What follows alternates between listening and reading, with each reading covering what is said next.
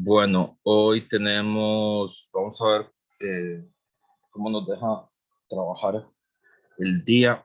Porque tenemos animación, tenemos comprensión de lectura, tenemos la guía y yo les quería poner a hacer una dinámica, pero bueno, vamos a ver si nos da tiempo o no. Ahí vamos viendo.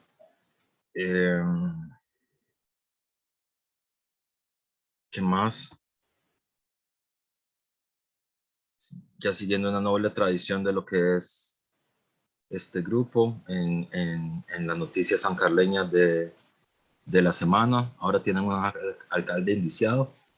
Entonces, la noticia de esta semana de San Carlos, muy importante. Alguna vez escribí una tesis sobre San Carlos. Y vamos vamos a leer la guía. Está aquí.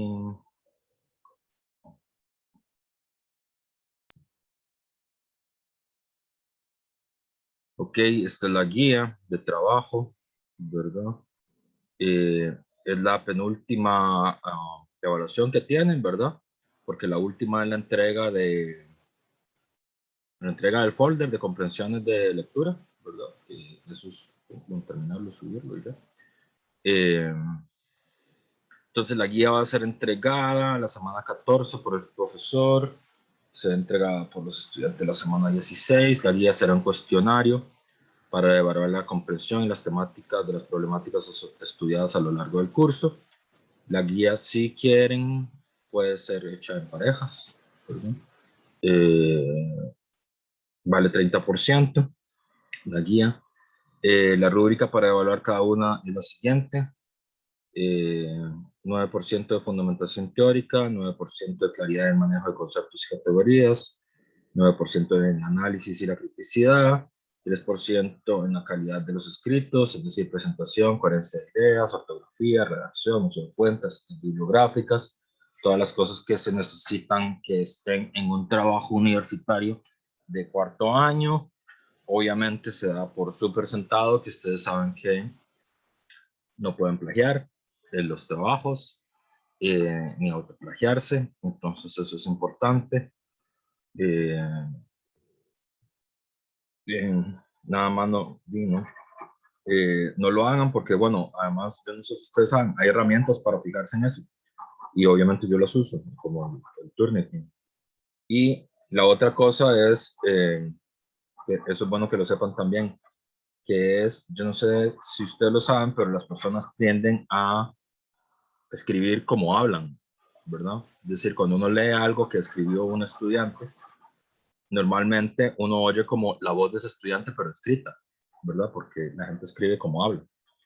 Y si usted lee algo y uno dice, esta palabra o esta frase no es normal que los estudiantes la usen, entonces uno revisa. Y como ustedes saben, eh, el plagio es considerado una falta grave en la universidad y puede implicar entre 6 meses y 6 años de expulsión del sistema universitario. Así que no lo hagan, no vale la pena hacerlo. Y bueno, la calidad de los trabajos, la presentación, la coherencia, la ortografía, la redacción, todo eso. Esta guía fue entregada el 19 de noviembre de 2021, que es este momento, y la guía debe ser entregada el 3 de diciembre a las 23:59 pasado meridiano. Porfa, planifíquenlo bien, no lo dejen a última hora, no suban el trabajo a las 23:58. Y bueno, ahí está. La extensión recomendada de la prueba es entre 8 y 10 páginas, más o menos. Me parece que eso es lo que van a tardar explicando lo que tienen que explicar. Las instrucciones. Elija 4 preguntas del siguiente menú. Muy importante, lo repito varias veces. 4. No una, no dos, no tres, 4. ¿Verdad? Y indiquen con claridad para quién, con claridad para el profesor, cuáles son las preguntas que seleccionaron. Desarrollo según lo estudiado a lo largo del curso, responda a las preguntas argumentando filosóficamente. Será considerada una respuesta incompleta o inadecuada aquellas que tengan carácter telegráfico. Carácter telegráfico quiere decir sí, no, no sé, más o menos, como los telégrafos. Antes de que existiera la tele, la radio, el internet, el WhatsApp, el TikTok, uno tenía que mandar mensajes por una cosa que se llamaba telégrafo, que solo tenía una cantidad de palabras, no sé, 20. Entonces, todos los mensajes eran así. Eran, llego viernes, espéreme el lunes, y así eran los mensajes. Por ahí todavía, dentro de mis cosas, tengo un mensaje, el único mensaje de telégrafo que me llegó en la vida, muy divertido.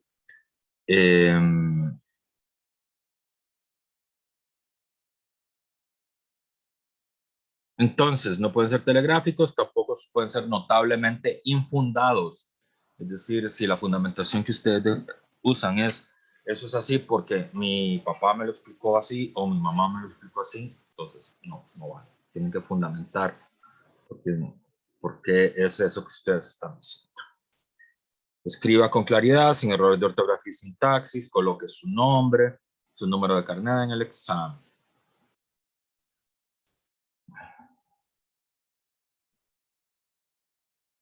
Aquí hay un menú de 14 preguntas.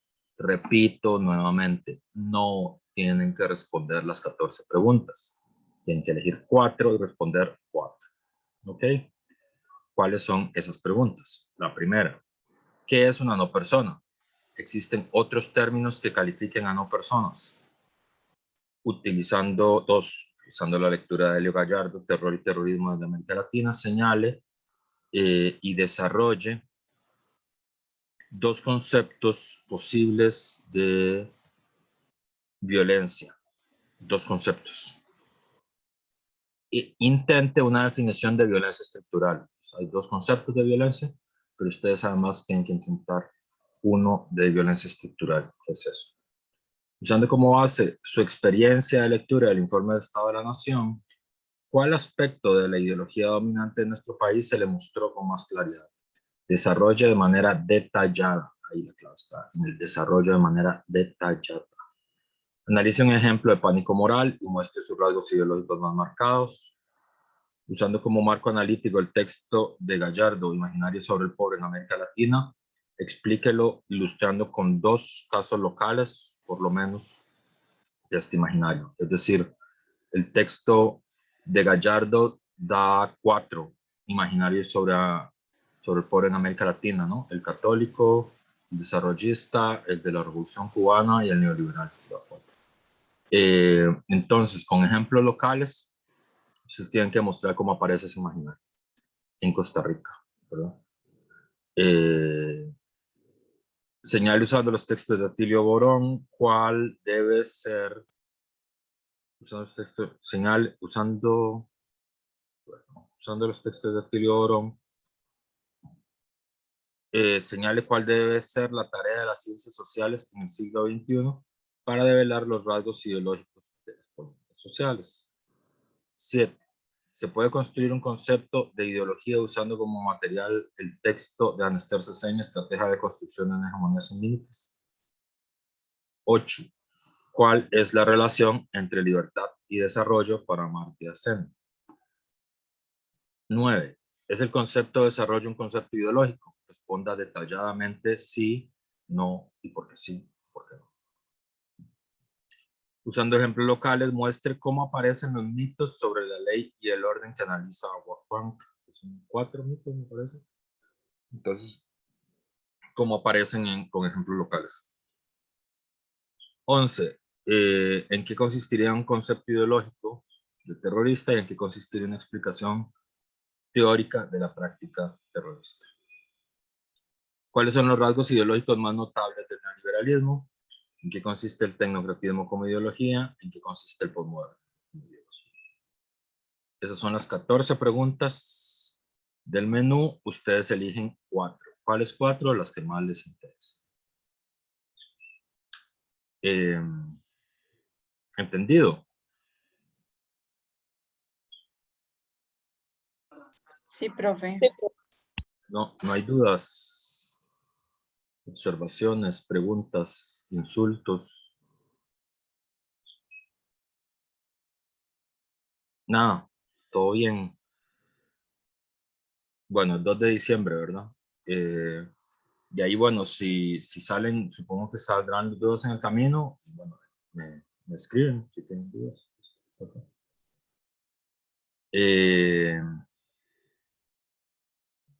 Bueno, entonces, vamos a hacer la animación. No, vamos a hacer la comprensión de lectura. Y la pausa. Y luego hoy tenemos animación de la lectura de Mike Davis, que está a cargo de Jay, Tania y Marisol. Y de antemano les pido que se fijen, porque quiero después de la animación ponerles a hacer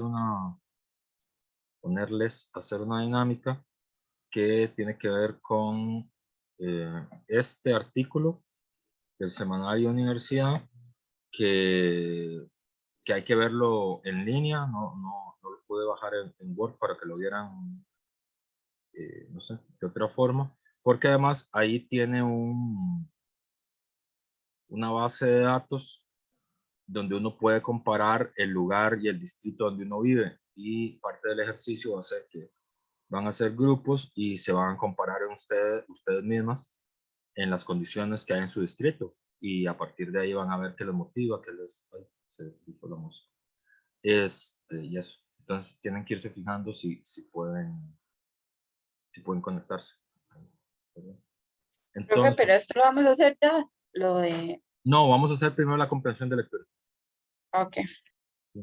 Pero eso está, o sea, eso iría después de la animación de Planeta de Ciudad de Miseria, porque tienen que comparar el artículo con lo que dice el texto de Mike Davis.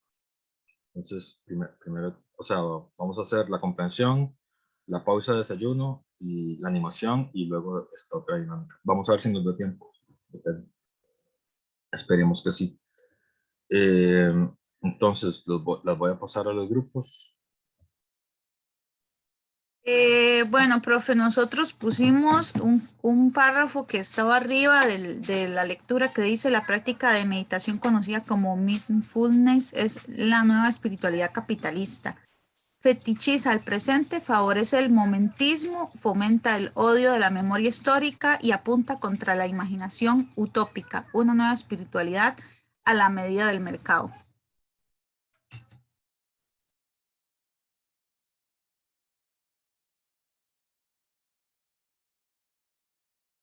Profe, está silenciado. El señor mayor tenía el micrófono apagado. Gretel Laura Cata Nicole Cele. Idea principal. Profe, pusimos exactamente lo mismo. No sé si lo vuelvo a leer. Pusieron el mismo fragmento. La misma cita, sí. Ok. El 3, Ingrid, Sergio, Valeria, Yariela. Nosotros pusimos como idea principal que el mindfulness se comercializa a menudo como una forma de mejorar nuestra productividad, una técnica útil para desarrollar la aptitud mental necesaria para que podamos convertirnos en trabajadores más productivos y eficaces. Ok. Gretel, Laura, Cata, Nicole y Cele. ¿Cuál es el problema con la selección que hicieron Ingrid, Sergio, Valeria y Yariela? ¿Lo puede volver a repetir, Sergio, por favor? Sí. La idea es que el mindfulness se comercializa a menudo como una forma de mejorar nuestra productividad, una técnica útil para desarrollar la aptitud mental necesaria para que podamos convertirnos en trabajadores más productivos y eficaces.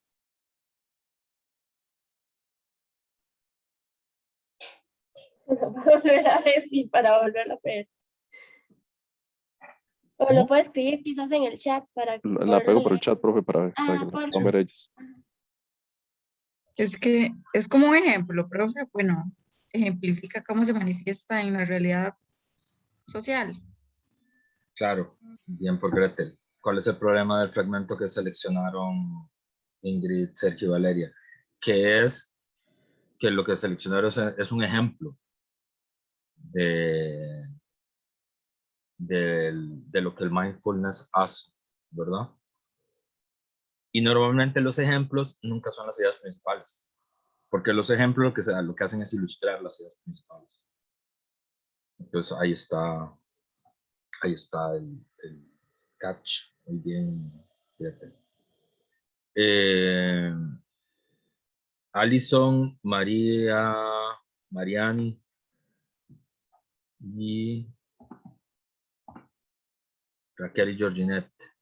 ¿Cuál seleccionaron? Voy a leerlo.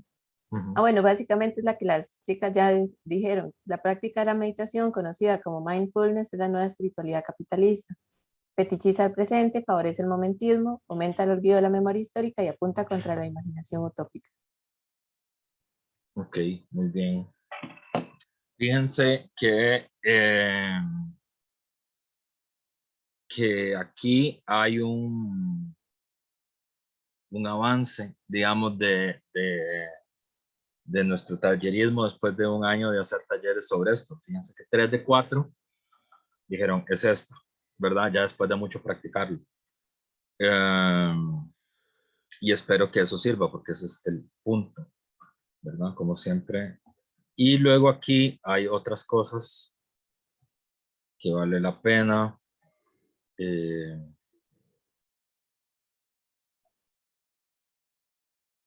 Yo también aquí puse dentro de la que yo hubiera elegido. Está por acá.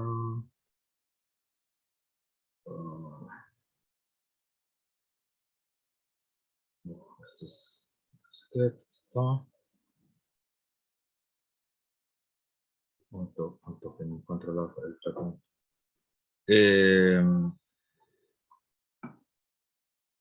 Pero entonces, lo primero que... Aquí está, ya lo encontré.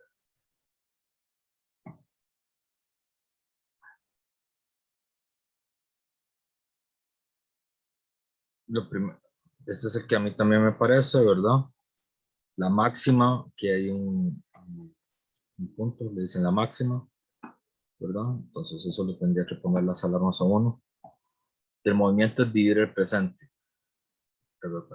El fetiche del presente auspiciado por el mindfulness es una práctica que cultiva la amnesia social, fomenta el olvido colectivo de la memoria histórica y al mismo tiempo excluye eficazmente la imaginación utópica. Aquí hay una palabra clave que tendría que haberles prendido las alarmas, que es fetiche, que es una palabra que ya hemos utilizado porque vimos que el fetichismo de la mercancía de Marx es una clave para saber que estamos hablando de aspectos asociados a la ideología, esa palabra, fetiche. Y fetiche significaba ¿qué? Tania Villalobos, que era un fetiche.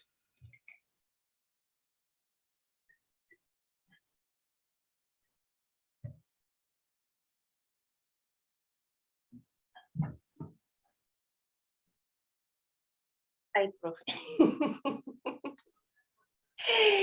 Un fetiche era...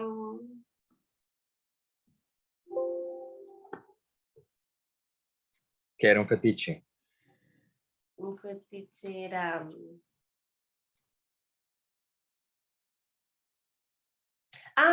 ya. Como que, bueno, el fetiche de mercancía es como cuando hacen parecer algo súper guau por las condiciones o el entorno donde lo ponen y así. Yo sé que no es como la definición general, pero digamos, eso es lo que recuerdo.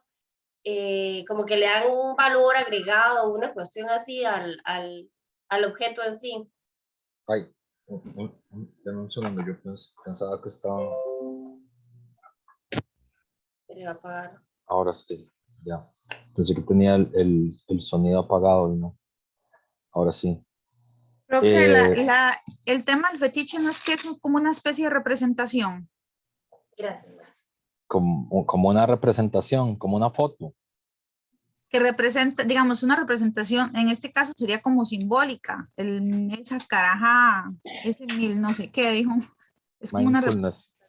ajá, eso, tan complicado de decir, porque el fetiche es eso, digamos, es que es lo que hace es como darle un valor representativo, por ejemplo, en el caso del mercado, darle un valor representativo a algo que realmente no tiene valor, pero una considera que es así. Alguien Pero puso, a ver, a ver. Antes de que empiece la ofensiva cuarto año de trabajo social. Fetiche, ¿qué es? ¿Qué es un fetiche? Ocultar algo como, y yo diría que es como, siempre es relacionado a ese como, es como ocultar algo, digamos. Ocultar algo, como jugar a las escondidas. Eso es un fetiche. Ingrid. Profe, no sé qué también esté, pero más o menos como a lo que conozco del fetiche de la mercancía y de los fetiches normales, una fetichización de algo es como una exaltación de algo, digamos, como poner algo como muy arriba, digamos. Por ejemplo, con la mercancía, usted necesita eso porque es como lo más nuevo, digámoslo así, o porque es lo más pro, porque es lo que más le gusta, digamos, como es como una exaltación de una característica ocultando otras, digamos así, como que usted tiene que tener esto porque es lo más nuevo, digamos, usted lo fetichiza, como que yo lo necesito, como que se le presenta como una necesidad, algo que tal vez no es una necesidad, solamente como por algo más estético. No sé si se entendió lo que dije, yo creo que no por su cara. Sí, sí, pero eso no es un fetiche. O sea, entiendo lo que quieres decir, pero eso no es un fetiche. ¿Qué era? Fetiche.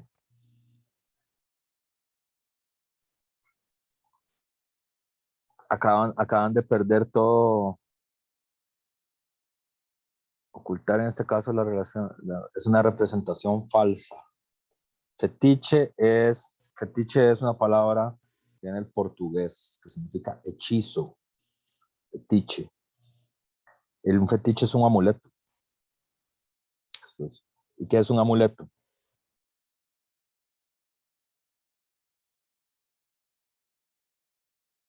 Hilary Alvarado, ¿qué es un amuleto?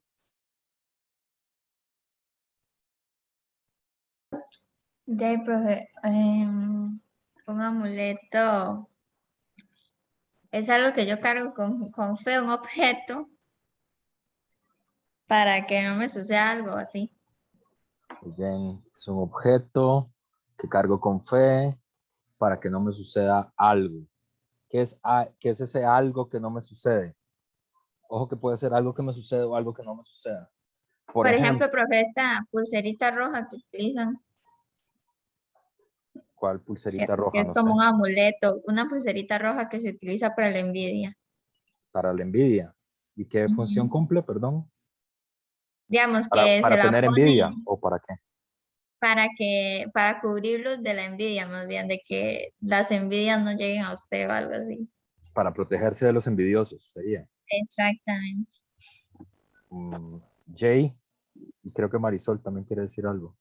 Hola, profe. Bueno, Hola, Jay. también existe algo que se llama la contra, digamos, que, bueno, el otro día lo estaba viendo con mi vecina, que ella tiene uno. Hacen como una almohadita rellena de varias cosas que le echan, varios raíces y cosas, no sé qué más le echarán, ¿verdad? Y ella me decía que la función de eso era que este, todo lo que fuese brujería o todo lo que fuese eh, como malos deseos, entonces que le, valga la redundancia, le desearan a ella o le hicieran a ella, se le regresaba a la persona que se lo estaba haciendo porque ella caminaba su amuleto, que era la contra. Sirve para que todas las cosas malas que le deseen a uno se le pasen a la otra persona. ¿Es así? ¿Es así, Jay? Perdón. Sí, sí, profe. Ok, a ver si entendí. Marisol, ¿vos ibas a decir algo? ¿O fue mi impresión? Sí, sí, profe, que yo entiendo como fetiche, como la caracterización que se le da a objetos o así que no son correspondientes. Yo me acuerdo como por ejemplo que el profe de economía nos ponía el ejemplo de una silla, que la silla es útil para sentarse y, ¿verdad? Entonces, funciones X. Pero el comercio necesitaba vender diferentes tipos de sillas. Entonces, por ejemplo, creaba una silla ergonómica, entre comillas, digamos, con su calidad ay, pucha, se me fue. Bueno, en fin, con condiciones X que el mercado necesita vender a un precio más alto, entonces llega hoy en día la silla a usted como la mejor del mundo, como si fuera una espalda nueva y demás. Los amuletos que es un objeto, simplemente una pulsera, simplemente una almohadita con hierbas o así, que la gente le atribuye características para una función X que realmente no cumple, o sea que es, creo yo. Que Profe, realmente no... permiso. Adelante, Jay. Digamos, agregando lo que dice Sol, digamos. También tiene que ver cómo nosotros le damos el poder a algo. Por ejemplo, digamos, el más grande fetiche que yo considero y que existe es el dinero, digamos. Al final los billetes son, billetes es papel con letras y con imágenes o monedas que podemos conseguir muchísimas cosas a través de eso porque la humanidad le da un valor así súper sobre todas las cosas. Entonces, también tiene que ver con eso, ¿verdad? Como hemos, es que no quiero sonar como estudiante de No, cuarto pero año iba de trabajo bien, social. iba bien, Por iba eso le bien. digo, Adelante, digamos, adelante. como tiene que ver como nosotros, los humanos, hemos hecho la construcción sobre eso para darle el poder de conseguir cosas que a veces uno dice, en realidad estamos utilizando algo material común, pero le hemos dado el valor que hemos querido. Ok, fíjense que dice Steven, es que aquí siempre hay una clase paralela, dice, podría ser un engaño, Marilu dice, el objeto al que se le educan cualidades que realmente no posee, el dinero es un representante del valor, Jay acaba de hacer una intervención muy buena, dice, el mayor fetiche es el dinero, está muy bien, eso tendrían que haberlo visto en esta clase, en la clase de economía, y también como estudiantes de cuarto año de trabajo social tendrían que haber dado esa respuesta, está muy bien el combo. Fetiche es una palabra que está muy asociada a la teoría de la ideología, porque Marx escribió eso, se llama el fetichismo de la mercancía, pero la palabra existe de antes, de la Ilustración. Fetiche significa amuleto, amuleto. Y Hillary dijo muy bien, primero dijo, es un objeto, Hillary lo dijo muy bien, primero, el fetiche es un objeto, por ejemplo, pongo un ejemplo, que es, a ver cómo andan, que es poner a, ¿cómo se llama? Uy, se me olvida. Es A San Antonio, profe, San casualidad. Antonio, a poner a De San Antonio de cabeza. cabeza. ¿Eso qué hace? Creo que San Antonio de cabeza es para encontrar Se busca novio. algo así. Ok, no. muy bien. Para conseguir novio.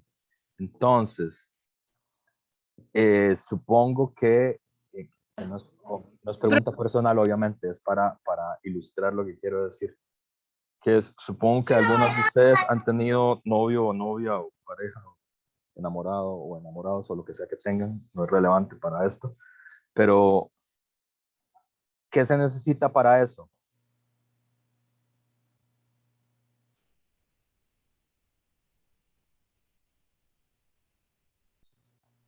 Sí, profe, no sé, conocer a las personas, interactuar y todo eso. No se necesita a San Antonio de cabeza, digamos. Conocer a las personas, interactuar, ¿qué más? Pero para eso también, digamos, con el equipo de fútbol uno también lo conoce e interactúa. Entonces, ¿qué más se ocupa?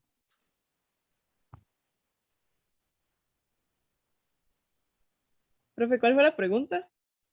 ¿Qué se necesita para tener una pareja afectiva? Jay dice, conocerlo e interactuar, pero bueno, eso también se necesita para para jugar al fútbol. No sé, para jugar Una al fútbol. atracción física, tal vez, o sentimental, no sé. También, ¿qué más? Piensen ustedes mismas. Supongo que ustedes han tenido parejas en la vida. Piensen qué fue lo que hicieron, qué es lo que se necesita para conseguir una pareja. Sí, Sí, pero pero ahí yo lo puse en el chat, pero no importa. Un acuerdo, hay que acordar ser pareja. Claro, se ocupó un acuerdo. ¿Qué profe, más? Pero profe, Cata se fue a la cosa final, ¿verdad? a lo más teórico, dijo, profe, pensando en el colegio, dijo que es como lo más sencillo, por lo general, y lo menos complicado, digamos, en el colegio, cuando a una le gustaba a alguien, digamos, era más que todo por ciertos rasgos o cualidades que la persona tenía o que cumplía, digamos, que tal vez no era muy alta, muy pequeña, digamos, que responden como a gustos personales, por decirlo así, que tenía los ojos de tal color, que el cabello, que se reía de tal manera, entonces tiene como cualidades, por decirlo así, que a la otra persona le dan. ¿Y qué más? O sea, bastaba, porque fíjense, bueno, dice Cata, un acuerdo, muy bien, al final, pero el acuerdo es la parte final, ¿verdad? Y además, esa es una respuesta muy rusoniana de Cata, ¿verdad? Al final hay un contrato. Pero ¿qué más? Porque Mariluz dice, a uno, y Ingrid dice, a uno le tiene que gustar esa persona, ¿no? Que tenga cualidades, no sé, materiales y espirituales que a uno le parezcan atractivas. Pero, ¿qué más? Todas las personas que a ustedes les parecen atractivas fueron sus parejas. No, profe, tiene que haber reciprocidad. Claro, muy bien. ¿Y eso cómo se hace? Compartiendo con la persona, profe, porque como yo sé si tengo reciprocidad con la otra persona si no comparto con la otra persona. Clara, comparte y además, porque uno comparte también con los amigos. No, y no todos sus amigos terminan siendo sus parejas. Algunos amigos pueden ser que sean sus parejas, pero no todos sus amigos van a ser parejas si uno comparte con ellos. ¿Qué más? Hay algo entre Gretel y Cata, falta un paso. Pero es que la diferencia es que a mí me gusta la persona, por ejemplo, puedo compartir con mis amigos, pero a mí no me gustan mis amigos, me gusta la otra persona. Claro, y esa persona tiene que dar signos suficientes que ustedes interpreten para poder proponerle un acuerdo. Es el paso que le faltaba. ¿Verdad? Porque Cata se fue al puro final, el acuerdo, pero para que haya un acuerdo tiene que haber voluntades para acordar, ¿verdad? Y ustedes dijeron bien, hay reciprocidad, pero también la reciprocidad tiene que ser interpretada, tiene que haber comunicación, ¿verdad? Entonces ustedes expresan su interés en llegar a un acuerdo y la otra persona también expresa un interés en llegar a un acuerdo, porque si la otra persona no expresa ningún interés, pues entonces no pasa nada, ¿verdad? Entonces, fíjense que es que haya una comunidad, que en esa comunidad haya personas que a ustedes les parezcan interesantes, material o espiritualmente, que haya signos de que es recíproco, que eso se pueda comunicar y que ambos lleguen a un acuerdo de tener una relación, todo eso, ¿verdad? Y ahora, ¿qué es lo que significa poner a San Antonio de cabeza? Significa que San Antonio con ese movimiento tiene todas estas cualidades que ustedes acaban de enumerar para producir una relación, ¿verdad? Entonces, ¿por qué es un fetiche? ¿Verdad? Porque Hillary y Jay dijeron, claro, un fetiche es un objeto que sirve como para evitar la envidia o evitar que las personas que le deseen el mal a uno, que el mal se les devuelva, ¿verdad? Entonces se usa el término fetiche, por ejemplo, poner a San Antonio de cabeza es una actitud fetichista, ¿verdad? ¿Por qué? Porque a un objeto se le atribuyen cualidades mágicas. Este es un asunto, porque uno de ustedes dijo cualidades que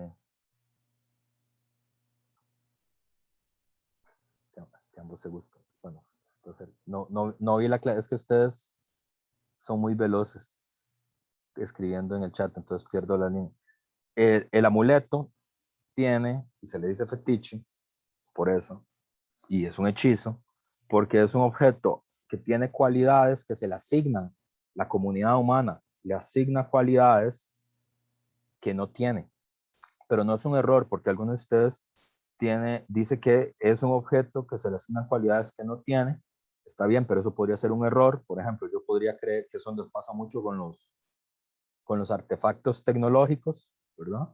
Que uno cree que una cosa sirve para algo, pero no sirve para eso, sirve para otra cosa, ¿verdad? Como, qué sé yo, como los controles remotos, ¿verdad? Pero eso es un error, no es un fetiche, ¿verdad? O cuando uno se equivoca comprando una herramienta, ¿verdad? Que qué sé yo, quiere reparar el techo y ocupa determinado tipo de tornillos y es otro tipo de tornillos el que uno usa, ¿verdad? Ahí eso es un error, eso no es un fetiche, ¿verdad? Un fetiche es un objeto que los seres humanos, que la comunidad humana le ha otorgado poderes que no tiene, pero esos poderes además son sobrenaturales, son mágicos, ¿verdad? Por ejemplo, la capacidad, fíjense todas las dificultades que tuvieron ustedes para describir algo tan cercano a ustedes, ¿verdad? Como tener una relación afectiva, ¿verdad? Y fíjense todas las cosas que hay que hacer, ¿verdad? Parece muy sencillo, pero fíjense que no, que en realidad es un montón de cosas, ¿verdad?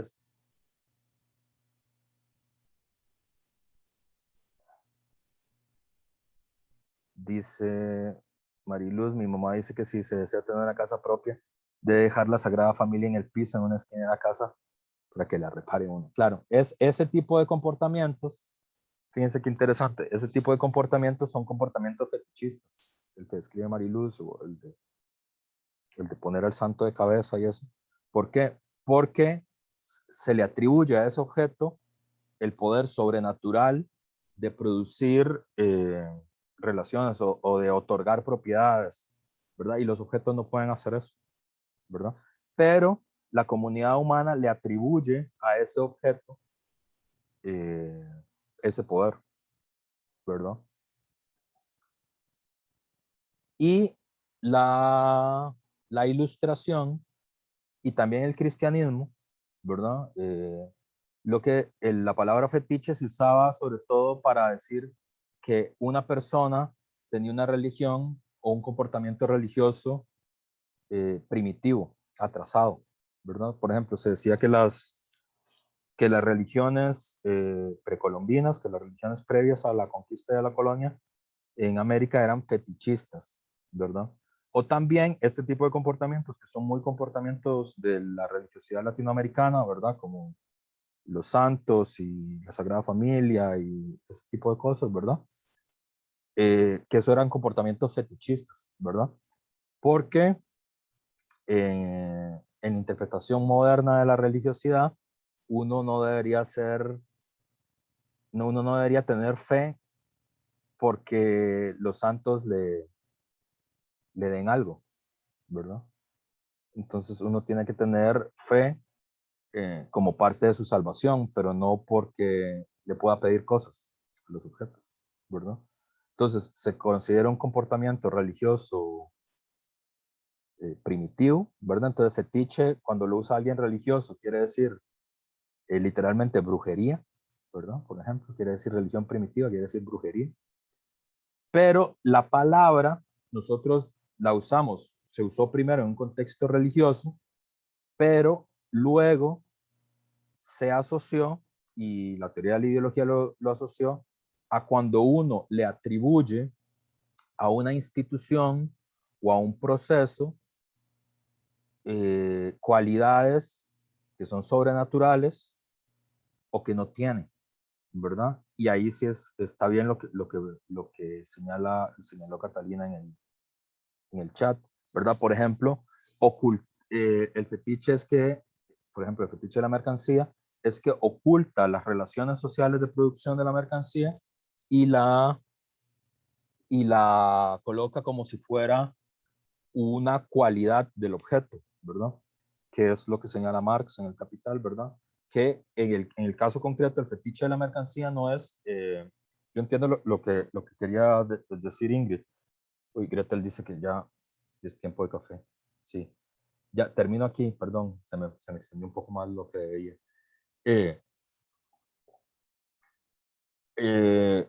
Ingrid hablaba de la propaganda comercial, por ejemplo.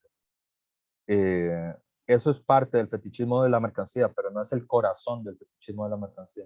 El corazón del fetichismo de la mercancía es sostener que el valor es una cualidad de los objetos. Esto es tal vez lo más interesante de lo que descubre Marx en el Capital, ¿verdad? Porque, por ejemplo, nosotros decimos, la Coca-Cola vale 100 colones, o el vaso de agua vale 100 colones. No es solo lo que señalaba Ingrid en el sentido de que el mercado tiene la capacidad de producir mercancías que no sabemos que necesitamos. Es el único sistema social que tiene esa cualidad. Ningún otro sistema social ha podido hacer eso. Es decir, hay cosas que uno no sabe que desea, no sabe que quiere, hasta que las ve, ¿verdad? Eso no, en el feudalismo, en el esclavismo, en las sociedades de reciprocidad no existe, solo existe bajo el capitalismo. Pero eso no es el corazón del fetichismo de la mercancía. El corazón del fetichismo de la mercancía es que nosotros decimos, por ejemplo, la Coca-Cola vale 100 colones. Y eso parece como una cualidad de la Coca-Cola. Pero el valor no es una cualidad de la Coca-Cola. La Coca-Cola es negra o tiene gas o no sé, sabe a azúcar. Son cualidades. Pero el valor no es una cualidad, el valor es una relación social. Y en las mercancías el valor aparece como si fuera una cualidad del objeto y esconde que es una relación social de producción entre los seres humanos, ¿verdad? Y es la relación social la que le asigna ese valor a la Coca-Cola sobre la base de una media del trabajo productivo. Y luego, ya aquí termino, Jay decía muy bien, y además nuestra sociedad tiene un fetiche raro, fundamental, que esto ya es, porque Marx estudia varios tipos de fetiche, ¿verdad? El de la mercancía, el del dinero, ¿verdad? El del capital bancario. Hay varias formas, hay muchas formas de fetichismo bajo el capitalismo. Está el de la mercancía, está el del dinero, está el de los bancos, ¿verdad? Por ejemplo, cuando en los anuncios de bancos se dice, haga crecer su dinero, ¿verdad? Ahorre en Mutual La Vivienda o ahorre en el Banco Nacional, eso es un fetiche, porque ¿cómo el dinero crece? El dinero no es una planta. ¿Cómo va a hacer crecer el dinero? El dinero no se puede autoembarazar como algunos pescados.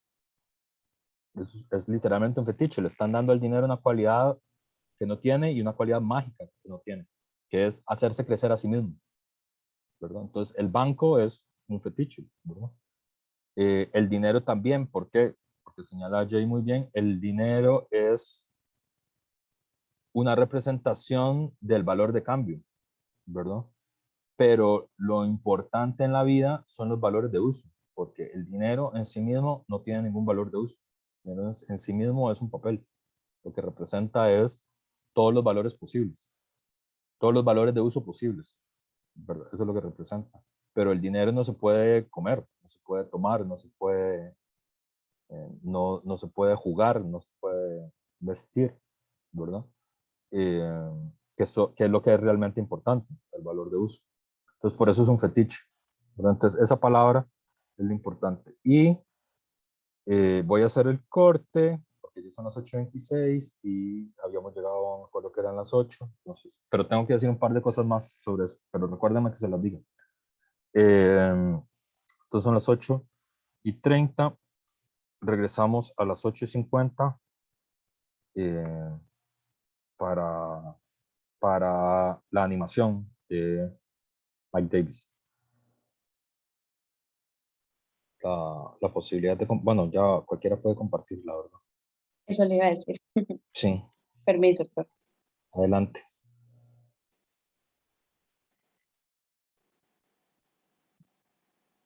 Chicas, están por ahí ya, ¿verdad? Tania, Sol. Sí, aquí estoy. Sí. Bueno, buenos días, creo que no había saludado anteriormente. Nosotros vamos a hacer la animación en relación a la lectura Planeta de Ciudades Miserias por Mike Davis. Y el tema que nos corresponde es la pobreza global, la cual es abordada por Davis, perdón, Mark Davis. Un poquito de este autor, nació en Fontana, Estados Unidos en 1946, es sociólogo, historiador, teórico urbano y activista político estadounidense. Es importante que sepamos para esta exposición que Davis explora el futuro de una desigualdad radical y de una inestabilidad a punto de estallar. Davis retrata la realidad de un vasto y horrendo almacén de seres humanos desterrados de la economía mundial en ciudades pobres y hiperdegradadas, concepto que vamos a abordar a continuación.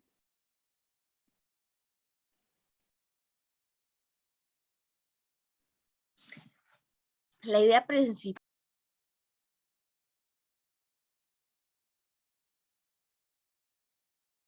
Se le fue el sonido a Tania. Ay, es que maña. Que la idea principal que nosotros encontramos fue que la pobreza global es un fenómeno consecuente, según Davis, del crecimiento de la población urbana que se produce a pesar de un crecimiento económico, urbano, estancado o negativo. Uy, ¿me la puede pasar? Creo que se cayó uno. Gracias. ¿Puedes volver a repetir la idea principal? Sí, claro, profe. La pobreza global es un fenómeno consecuente del crecimiento de la población urbana que se produce a pesar de un crecimiento económico urbano estancado o negativo. Ahí la puede ver también.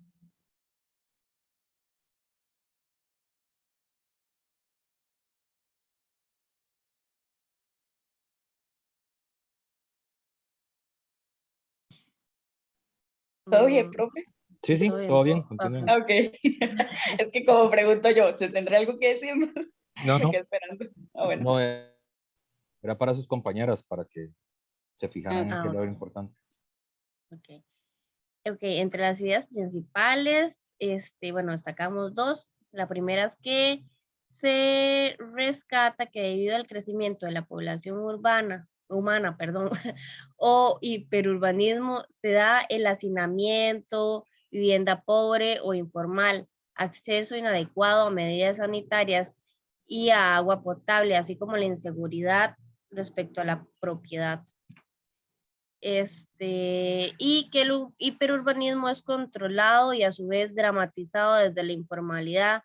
Sin embargo, se romantiza por las políticas para extraer de ellos flujo monetario. En fin, no se trata más que de una de las distintas vías inesperadas por las que el orden mundial neoliberal ha encarrilado una urbanización milenaria.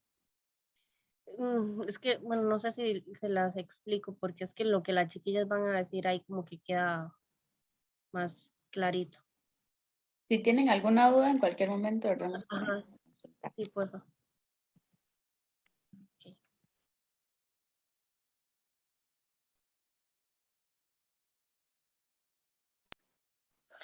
Bueno, una de las, bueno, dentro del análisis que hicimos de Mike Davis, una de los cuestionamientos que hace él, o así lo comprendimos, son los PAES. Él critica que la apertura de fronteras con los PAES trae un beneficio, pero para las grandes inversiones y afecta a los pequeños productores, generando esto una mayor producción de bienes, pero a su vez el aumento de la pobreza. Y de la mano del aumento de la pobreza viene lo que es la hiperurbanización, que se da por la migración de las poblaciones de lugares rurales a urbanos. Esto con el fin de buscar mejores condiciones de vida.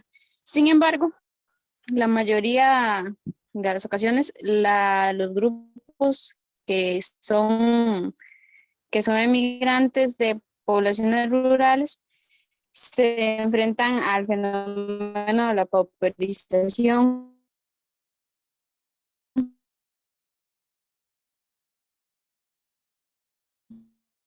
Se fue Sol. Va a ver que ahorita regresa así súper rápido. Bueno, ¿verdad? Esta población se enfrenta al fenómeno de la pauperización. Ahí está. ¿Ya regresaste, Sol?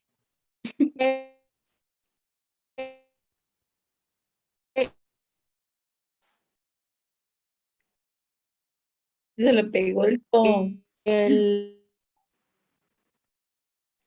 Y las condiciones de vida ofrecen alto porcentaje de...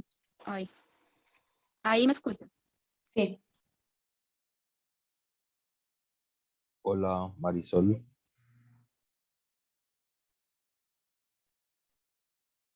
Es que no sé si Ok. estás...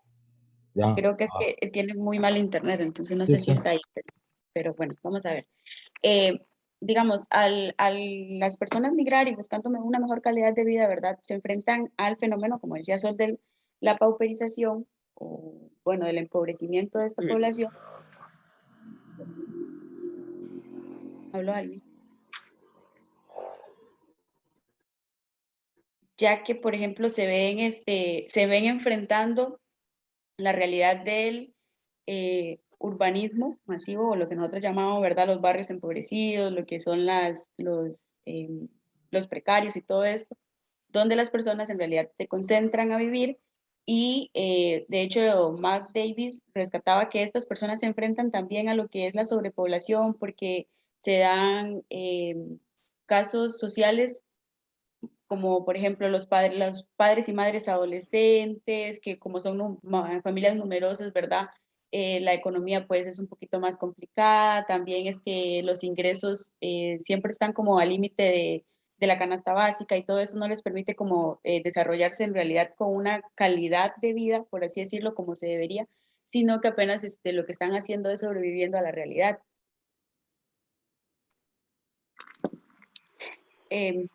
Hola. Ya volví.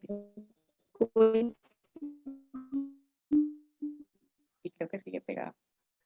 Hola, Ya ahora sí me Marisol. No se te escucha muy bien, Marisol. ¿Me escuchan? Ahora sí. Ahora sí. Qué cool. Tranquilo. Ahora sí. Dale. Ahora se escucha mejor. Jamie, sí la escucho. Sí, hágale. Bueno, con lo que decía Jane, que las poblaciones, realmente el autor señalaba que la población en estas hiperurbanizaciones son poblaciones muy jóvenes y tienden a deteriorar a muy temprana edad y son parte de la población. Un dato importante que resaltaba es que la GAM tiene un dormitorio nacional, bueno, por lo menos tiene un 77% de población. A esta se les... ¿Sí me sigo escuchando bien? Ahí vamos. Sí, ahí vamos. Sí, ok. A este grupo de personas se les hace como un tipo de idealización porque se le responsabiliza de ser los guías, pero esto es un todo del mercado para hacerles responsables, digamos, y lograr como veces de ellos que es como mayor producción. Sin embargo, hay que resaltar que entre mayor sea la producción de estas empresas, las condiciones de vida son más deplorables.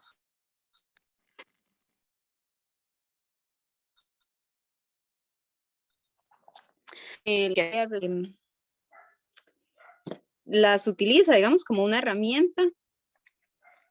Las utiliza como una herramienta para mantener el orden. si bien muchas veces las políticas sociales o los PAES o alguna de estos de programas responden a alguna necesidad vulnerable, generalmente también las casas. Y como forma rápida, vamos a poner un ejemplo de los de Costa Rica, que es el Plan Puente al Desarrollo. Este es un plan que está incentivado por el IMAS y este corresponde a la disminución de la pobreza. Entonces genera una serie de parte de este programa. Una de las deficiencias de este programa que hace hincapié a los intereses de la política del programa es que está limitado geográficamente. Entonces, solo se abarcan o se atienden familias con limitaciones económicas que sean parte del territorio establecido por el plan. Es como uno de los ejemplos. Creo que por ahí estoy yo. Si me olvidó algo, ahí resaltamos. Gracias, Sol. Bueno, ahora, profe, en relación, ¿verdad?, a la política nacional que se pedía que se analizara, nosotras encontramos la Política Nacional de Desarrollo Urbano 2018-2030, que en realidad tiene que ver muchísimo en relación a la política, bueno, a cómo Matt Davis describe, ¿verdad?, cómo estas políticas, pues,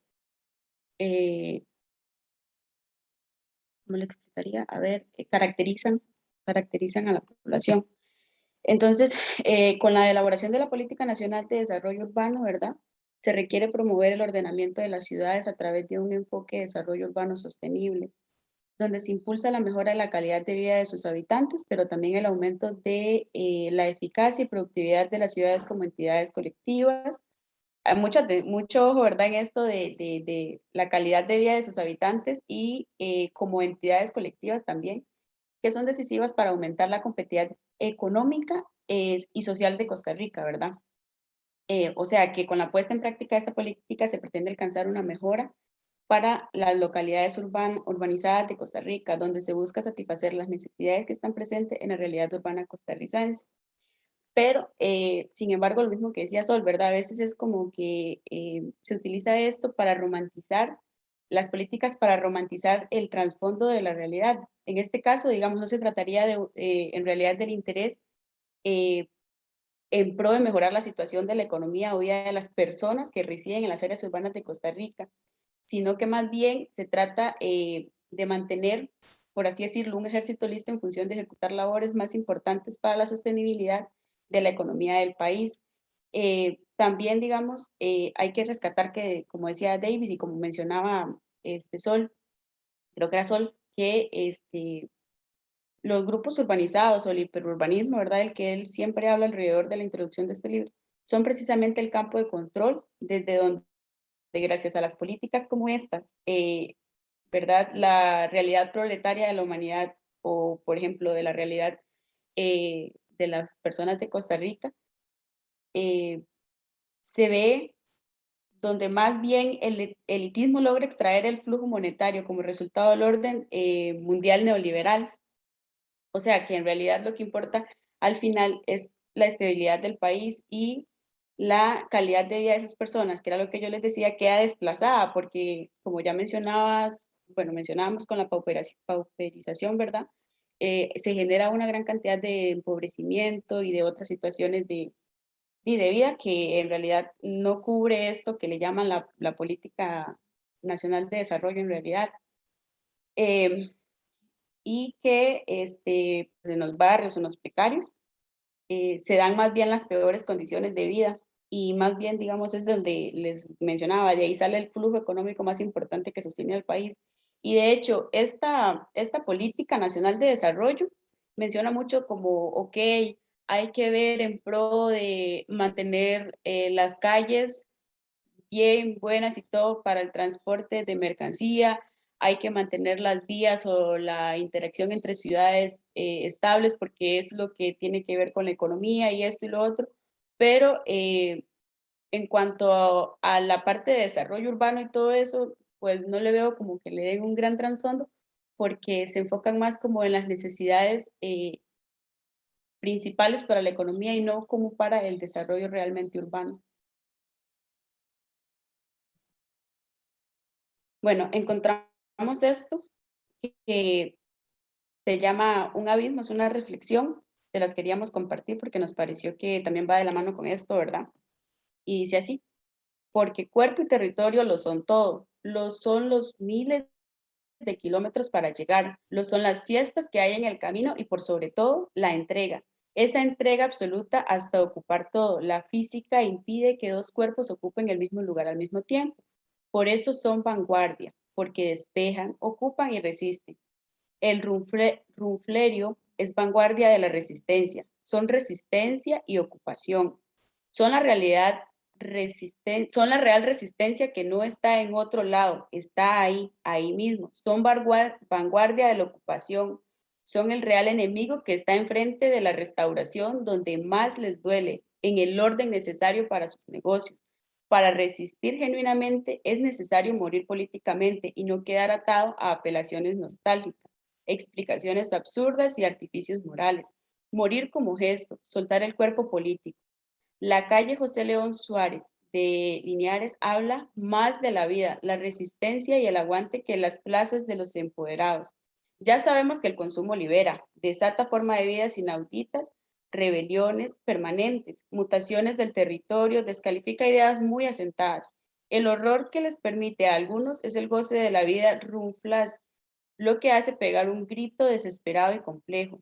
De tan complejo, tal vez, los acerque cuando no hacen política a sus adversarios políticos. Con esto, bueno, Sol, no sé si estás por ahí o lo digo yo.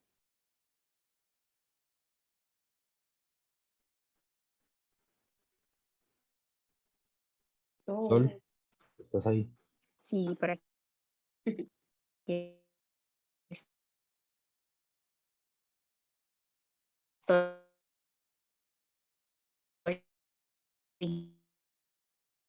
Bueno, creo que también está pegado otra vez. Pero, profe, sobre esto hablábamos, digamos, que esa es la vista como contraria, digamos, a la ideología que tiene la política, digamos, que la política de hagamos, el bienestar y todo esto, pero desde el otro lado, desde el urbanismo se ve esto, digamos, cómo las personas o la fuerza oprimida en realidad siente todo lo contrario a cómo lo pinta la política, digamos, y cómo lo han venido idealizando, se me olvidó, se me confunde la palabra, cómo lo han venido idealizando, digamos. Sol, ya estás ahí, ¿cómo estás ahí? Y sería, profe, no sé si tienen alguna pregunta, si tienen alguna retroalimentación, si tienen comentarios, chicas, chicos. Yo sé que el profe sí, pero...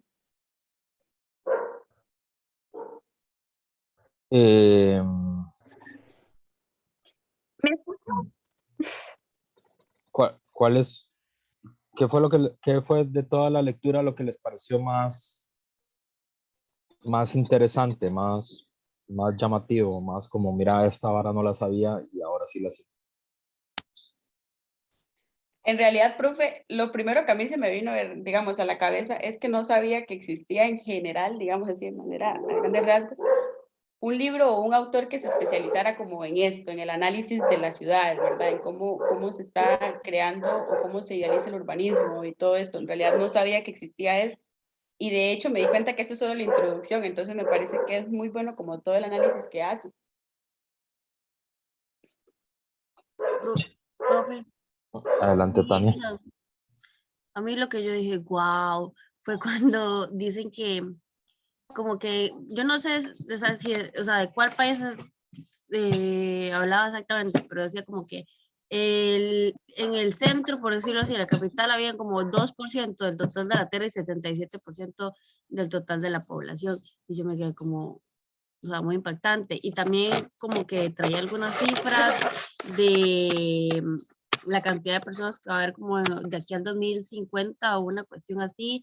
Y también cómo ha crecido en relación como a 1900, creo que 95, a la actualidad. O sea, eso fue como lo que yo dije, como, De hecho, mencionaba que solo entre el 80 y el 90 había crecido demasiado, demasiado exagerado, digamos, Ajá. en Y una década.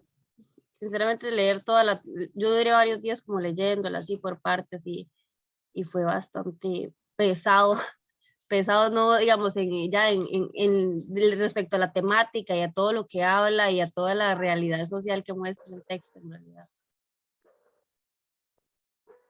Sí, eso es un libro, o sea, ese es un artículo, el primer capítulo de un libro más largo, se llama Planeta de Ciudad Miseria, que es muy interesante.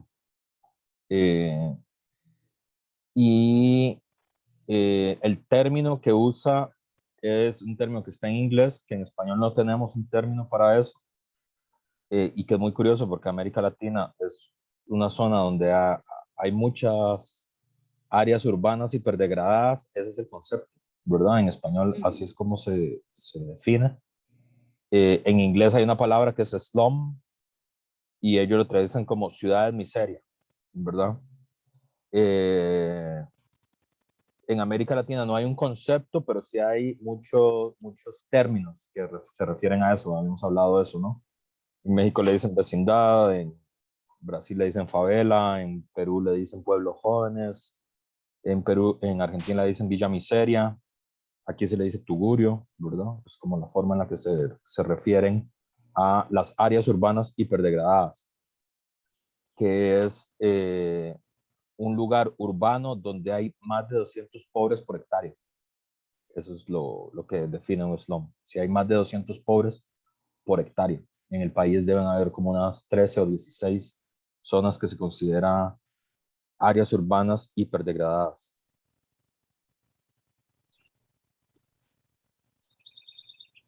Dice Marisol, yo relacioné con la Carpio, que es el lugar que conozco con mayor característica responde a la lectura. O sea que hay carreteras, por ejemplo, de buena calidad, hasta donde están los botaderos de basura. Sí, la Carpio está dentro de las calificaciones de áreas urbanas hiperdegradadas. Pero a mí me parece muy interesante para ustedes esa lectura por varias razones. Una, porque es el tipo de ciudades donde ustedes van a trabajar y van a ejercer como trabajadoras sociales, ¿verdad? Dos, que hay un desafío teórico, político, política social muy interesante, que es la mayor parte del tiempo, la mayoría de la humanidad ha vivido en el campo, ¿verdad? Pero por primera vez en la historia de la humanidad, en algún momento del siglo XXI impreciso, eso cambió. Y la mayoría de la población del mundo hoy es población urbana, no campesina. Y tercero, que cambia el rostro de los empobrecidos, porque normalmente en América Latina la imagen de quién es un empobrecido del campo, ¿verdad? Por definición, los campesinos sin tierra o los indígenas siempre aparecen como la forma de los empobrecidos, pero esos ya no son los empobrecidos mayoritarios, siguen siendo empobrecidos, pero la mayoría de empobrecidos son empobrecidos urbanos, ¿verdad? Profe, Sí, Jay. de hecho eso le iba a decir, digamos, que cuando estaba haciendo la lectura y vi que, y como decía Sol, digamos, de todo el aumento que ha habido en las zonas urbanas y todo eso, yo me imaginé ver a la gente del campo como la más afortunada de no tener que estar en ese encierro y solo me imaginé, ¿verdad? Aquella complejidad tanto estamos hablando de, ¿me escucha, profe? Sí, le escucho. Es que pensé que estaba pegado. No. Tanto de la función de la ciudad, ¿verdad? Como tener que compartir espacios súper reducidos con cualquier cantidad de personas y a veces de distintos lugares. Entonces, me dio una paz, me dio demasiada paz imaginar a las personas del campo ahí tranquilas, relajadas en sus casas. Claro, porque aquí fíjense que hay una tensión que ya lo habíamos visto cuando hablamos de los campesinos, ¿verdad? Eh, porque hay había un debate durante mucho tiempo como filosófico, cultural, ideológico, sobre la relación entre el campo y la ciudad, ¿verdad? Y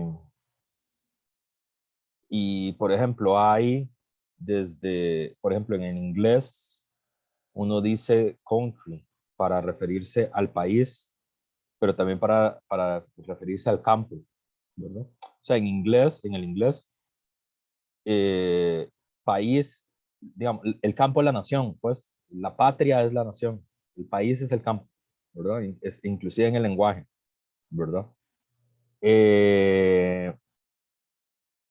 Y, por ejemplo, en Kant, que es un filósofo muy importante, Kant decía que el aire de la ciudad es el que torna a los hombres libres, ¿verdad? Entonces ha habido una tensión siempre entre quienes defienden la superioridad de la vida en la ciudad y quienes defienden la superioridad de la vida en el campo, ¿verdad? Y bueno, y cada uno tiene su propio stock de valores para defenderlo, ¿verdad? Quienes defienden la vida en la ciudad siempre han considerado la ciudad como el lugar de la novedad, como el lugar de la ilustración, como el lugar de la educación, como el lugar donde uno puede empezar de nuevo su vida, porque uno es anónimo, porque llega gente de todas partes del mundo. Entonces, donde el lugar donde uno puede abandonar, digamos, la cultura y las tradiciones locales que les parecen particularmente, no sé, safias, brutales, tontas, nimias, ¿verdad? Y ese es como, es el lugar donde además se concentra el poder político, se concentra el poder económico, se concentra el poder cultural, el poder simbólico. Entonces, quienes defienden la ciudad normalmente ponen eso como central de la vida, ¿verdad? Y el campo además como lugar donde está la tradición, el tradicionalismo, el atraso cultural,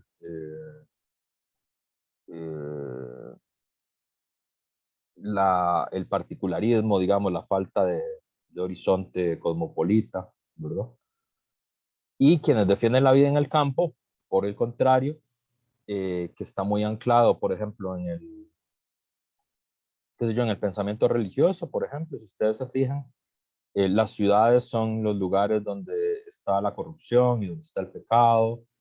Las ciudades aparecen como lugares crueles, ¿verdad? O donde no hay una vida cualitativa, donde nadie conoce a nadie, donde está sometido al anonimato, donde todo se tiene que comprar, ¿verdad? Donde todo se tiene que vender, eh, donde el peso del número te aplasta como individuo, ¿verdad? Donde no hay sentido de comunidad ni de tradición, ¿verdad? Entonces, como que hay una larga disputa, ¿verdad? Sobre eso. Jay, ¿ibas a decir algo? Te vi levantando la mano. Sí, profe. Es que de hecho iba a rescatar que, por ejemplo, bueno, el autor hace como alusión a las favelas, ¿verdad? Y todo esto. Y ellos en una parte mencionaba como que de hecho, los religiosos, los encargados de esto de la ideología religiosa, se desplazaban a esos lugares y todo como para tratar la pobreza de una manera divina, pero que al fin y al cabo de ahí, estos religiosos tampoco eran parte como absoluta de esa realidad.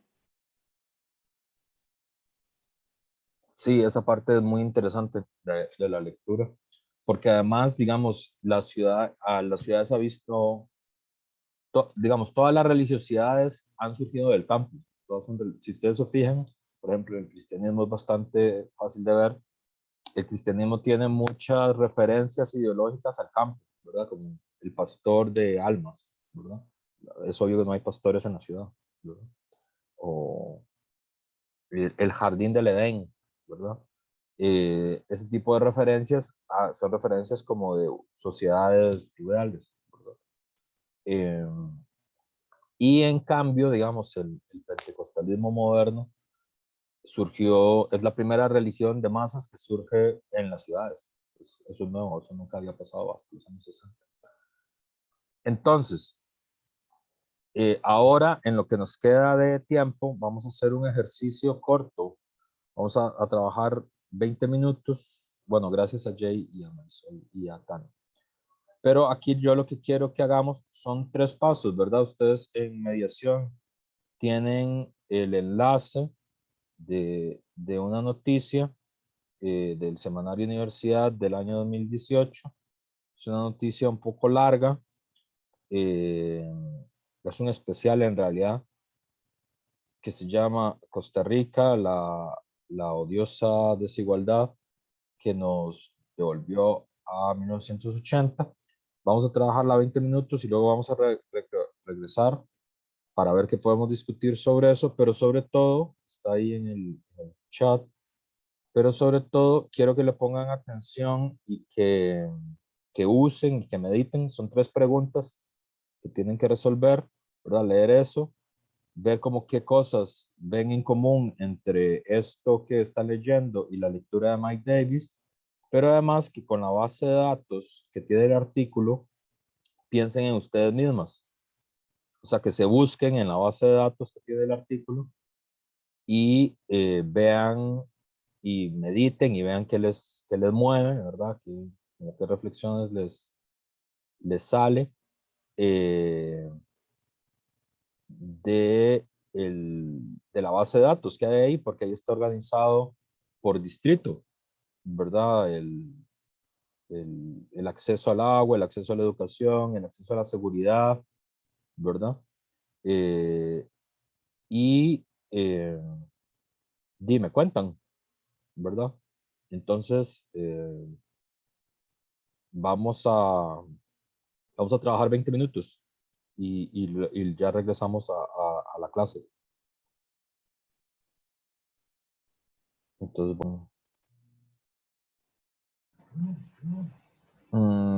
¿Es súper larga, no, profe? ¿O Sí, era es muy solo un larga. pedacito? No, es larga. Pero Profe, entonces no pudieron terminar la dinámica.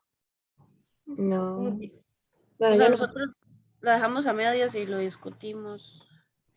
Vimos cómo estaba la de cada una, de acuerdo al distrito y así. ¿Y qué les apareció?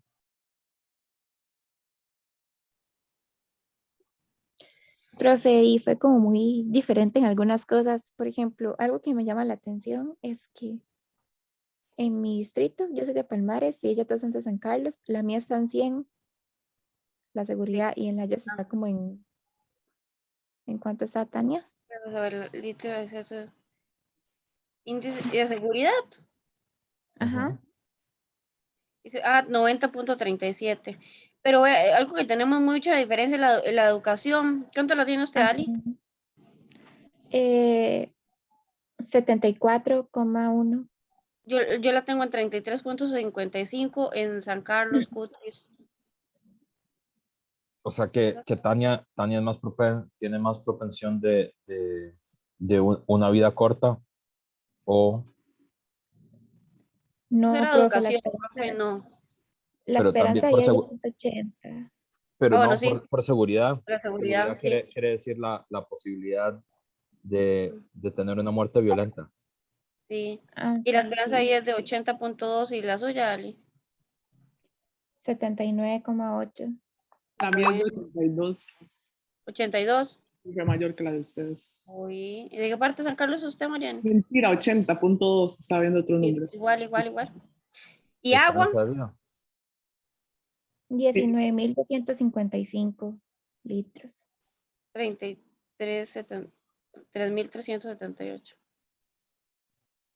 O sea que Tania corre en desventaja en casi todos los índices, ¿no? ¿Sabe que eso está mal? El mío está igual que el de Tania y yo no soy del mismo lugar que Tania. Parece Pero que... somos de San Carlos. Pero es de la misma zona, seguro Es es la por misma eso. zona. Algunas cosas que varían, pero otras. Y la educación superior, ¿en cuánto la tiene? 25,1. Y yo en 14.1. Yo también, todo está igual que Tania. ¿Y ustedes son, de cuáles distritos son? El mío es de Palmera. Ajá, yo soy de Cutris. Y yo soy de Palmares, profe, de Candelaria. ¿Y a cuánto está de diferencia una de otra? ¿Cuánta diferencia hay de Candelaria a Cutris? ¿Cuánto tiempo? ¿Dónde queda Candelaria, la verdad? No puede ser tanto. Porque el artículo señala, y esto es lo interesante, que nosotros lo olvidamos mucho, que Costa Rica es un país muy pequeño. Muy pequeño. Costa Rica tiene 51.000 kilómetros cuadrados. Es de los pocos países no sé, del mundo que uno puede ver los dos océanos al mismo día. No, Oh, es cierto. es demasiado pequeño, ¿verdad? La diferencia entre San Rafael de Escazú, ¿verdad? Que es el distrito con más recursos del país, y el ejemplo que pone el artículo es Cureña de Sarapiquí, ¿verdad? Creo que es el pueblo que retrata. Ajá. Son 132 kilómetros. Eso es nada. 132 kilómetros es... De San José a la frontera son 400 kilómetros. 132 kilómetros es... qué sé yo. 3/5 partes de un viaje a la frontera. No es mucha la diferencia de tiempo. De hecho, Palmares y San Carlos son de la misma provincia, ¿no? Y fíjense las diferencias de entrada, ¿verdad? En seguridad, en capacidad de consumo de agua, en acceso al sistema educativo, que todo eso son posibilidades, ¿verdad? No es como, no, esas estadísticas no hay que leerlas como destino, ¿verdad? No es que eso es lo que va a pasar, ¿verdad? Sino como media, ¿verdad? Como promedio, qué es lo que sucede. Perdón, Tani, Pues, ¿vas a decir algo? recuerdo que se me hizo el Zoom. Creo que era que estaba hablando sola porque pensé que tenía el micrófono apagado, pero es que estaba viendo que la gente de San José, del cantón de Escazú, del distrito de San Rafael, o sea, por ejemplo, en educación superior tienen como 40 y algo, y yo tengo 14. O Es sea, mucha la diferencia, ajá. es como 3 veces, Sí, ¿verdad? demasiado. 3 Sí. veces la Y como se dice, posibilidad. demasiado poca la distancia en realidad. Claro, porque Comparación. nosotros se nos olvida mucho que es un país muy, muy chiquito.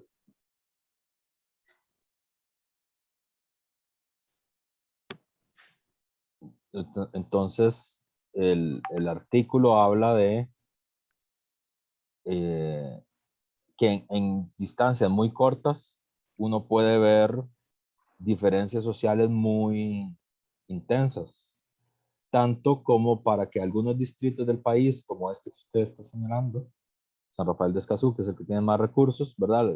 En esa medición, en orden son San Rafael de Escazú, Sánchez de Curridabat y el Distrito Central de la Sabana en San José. Son los tres distritos que salen mejor punteados.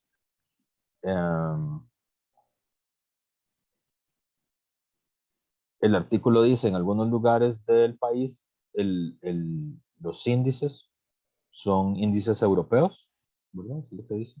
Y en otros lugares del país, a 130 kilómetros de distancia, los índices son índices africanos. Sí, Georginette. Profe, es que vieras que yo tengo un amigo que trabaja en la Municipalidad de San Ramón. Uh-huh.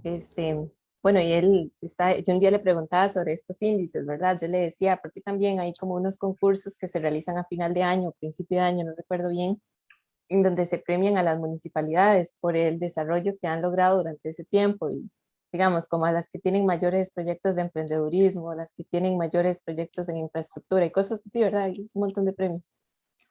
Entonces yo le mencionaba a él que eso era como un poco injusto, le decía yo, porque siempre queda la municipalidad de Santa Ana o la municipalidad de...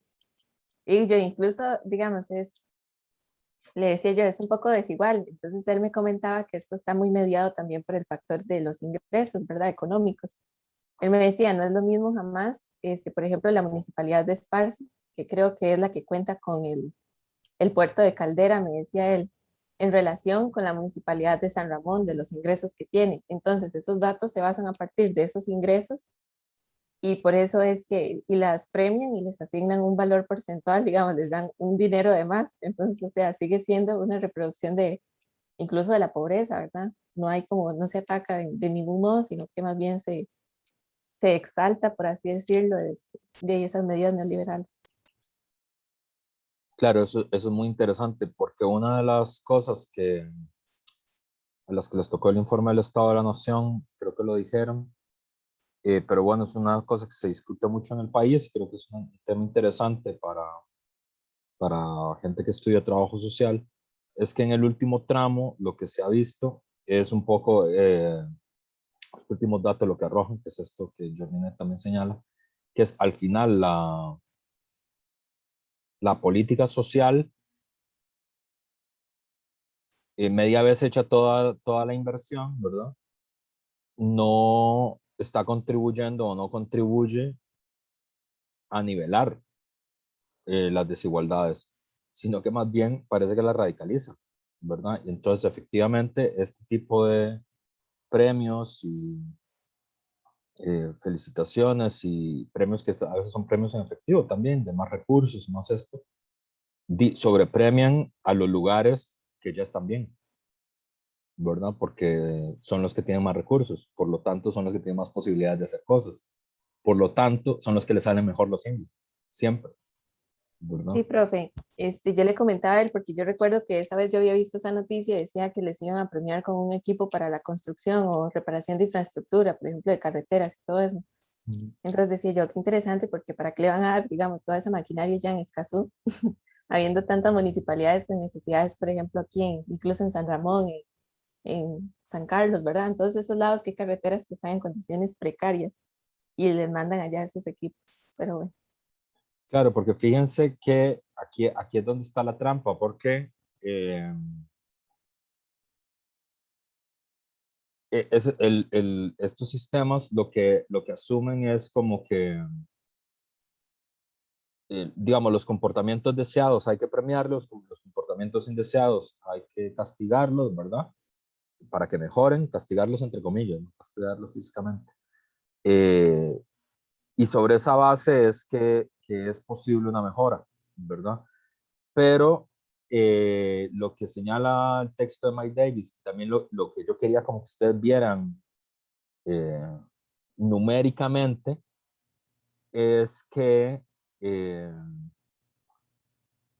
que ese tipo de mediciones es interesante leerlas, estudiarlas y eso, pero derivar la política directamente de eso tiene el problema de, bueno, y entonces,